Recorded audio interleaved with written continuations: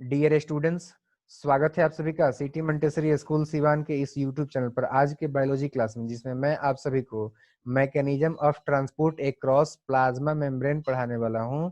यानी कि plasma membrane से किस प्रकार से जो है उसके आर पार ट्रांसपोर्ट का प्रक्रिया हो पाता है। देखो, मेम्ब्रेन ट्रांसपोर्ट जो है वो कुछ और नहीं बल्कि बायोलॉजिकल मेम्ब्रेन या प्लाज्मा मेम्ब्रेन के अक्रॉस उसके आर पार बाई प्रोडक्ट्स और बायोलॉजिकल मेटाबोलाइट्स का जो है पैसेज होता है, उसका जो है आवागमन होता है। ठीक है, प्लाज्मा मेम्ब्रेन जो है वो इन्वायरमेंट्स के बीच में सेमी परमिएबल एक बैरियर के रूप में काम करता है। यानी इन्वायरमेंट्स करने का मतलब था कि जिस सेल का भाग है प्लाज्मा मेम्ब्रेन, उसके अंदर का इन्वायरमेंट और उसके बाहर का जो इन्वायरमेंट है, इन दोनों के बीच में वो एक सेमी परमिएबल बैरियर के रूप में काम करता है। ठीक है, तो ये ध्यान रखो। दूसरी बात ये ध्यान रखो कि प्लाज्मा मेम्ब्रेन का जो सेलेक्टिव परमिएबिलिटी होता है वो अलाउ करता है कि उस सेल के इंटरनल पार्ट में जो इन्वायरमेंट है वो बरकरार रहे, वो जो है कांस्टेंट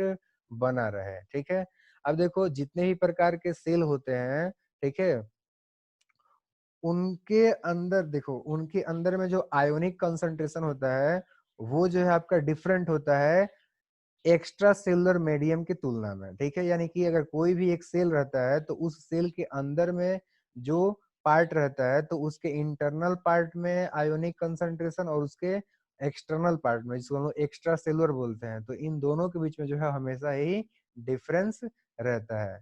अब चार प्रकार के जो है ट्रांसपोर्ट होते हैं, ट्रांसपोर्ट के मैकेनिज्म होते हैं जो कि मेम्ब्रेन के जरिए होते हैं, या फिर हम डायरेक्टली ऐसे भी बोल सकते हैं कि मेम्ब्रेन ट्रांसपोर्ट मैकेनिज्म जो है चार प्रकार के होते हैं। एक होता है पेसिव ट्रांसपोर्ट, दूसरा होता है एक्टिव ट्रांसपोर्ट, और तीसरा होता है आपका जो है बक ट्रांसपोर्ट, और चौथा होता है आपका जो है सिम्पोर्ट, एंटीपोर्ट, यूनिपोर्ट ट्रांसपोर्ट। अब इसमें देखो, चौथा जो हमने आप सभी को बताया, यानी कि जो है चौथा को मैंने बोला हुआ है कि सिम्पोर्ट, एंटीपोर्ट, यूनिपोर्ट ट्रांसपोर्ट, तो ये जो है हम लोग हायर क्लासेस में पढ़ेंगे।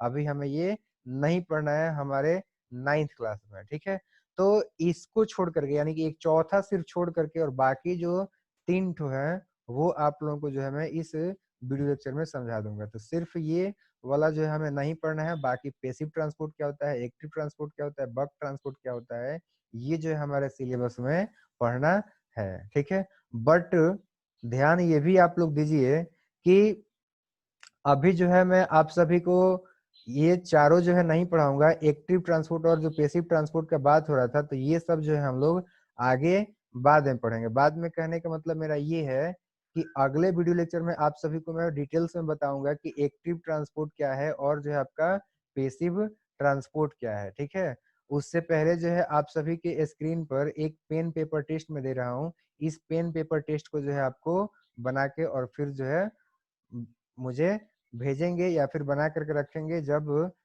स्कूल खुलेगा तो वहां पर जो है चेक किया जाएगा। तो आपके स्क्रीन पर पेन पेपर टेस्ट 5 आ गया है, तो पहले इस पेन पेपर टेस्ट को बनाइएगा और उसके बाद मैं आपको पढ़ाऊंगा कि पेसिव ट्रांसपोर्ट क्या है, एक्टिव ट्रांसपोर्ट क्या है और बक ट्रांसपोर्ट क्या है। तो पहला क्वेश्चन आपको देखिए, दूसरा क्वेश्चन है यहाँ पे, तीसरा क्वेश्चन, चौथा क्वेश्चन, पांचवा क्वेश्चन, छठा क्वेश्चन, और इसके अलावा जो है यहाँ पे सातवां आठवां क्वेश्चन देखिए आपको।